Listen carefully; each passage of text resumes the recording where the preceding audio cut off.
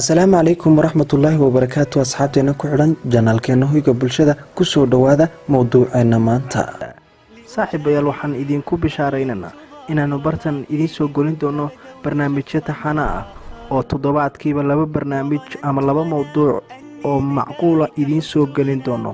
fadlan haddii aad channelkeena hore aadan ugu jirin fadlan subscribe noo saar kuna soo biir kana mid noqo asxaabta ku xidhan channelka hoyga bulshada. waad mahadsantihiin asxaabta qaaliga ah.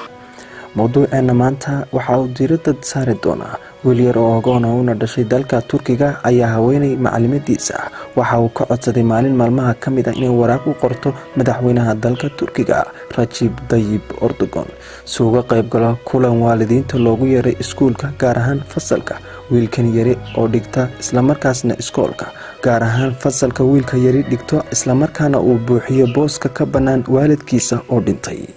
macallimada oo la yaabtay hamiga wiilka yar ayaa waxay wiilka yaraa ku tiri waan ku qorayaa laakiin ma hubo inuu iman karo maadaama madaxweynaha shaqadiisu ay badan tahay.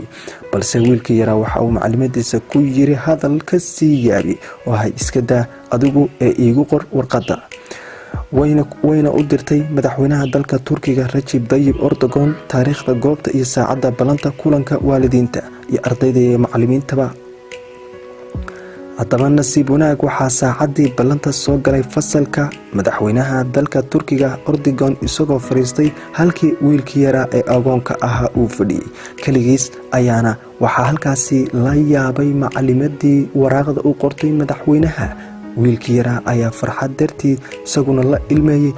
tani waa micnaha dhabta ee looga baahan yahay hogaamiyahanimada welibana tan muslimiinta fadlan walaal adigoo mahadsan la wadaag asxaabtaada siina sheer gare.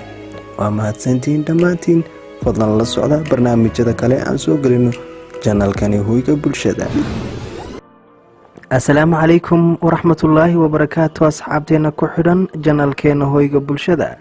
saaxiibayaal waxaan idinku bishaaraynana inaanu bartan idiin soo golin doono barnaamijyo taxana ah oo aanu marnaba ka caajisi doonin oo toddobaadkiiba laba barnaamij ama laba mowduuc oo macquula idiin soo gelin doono.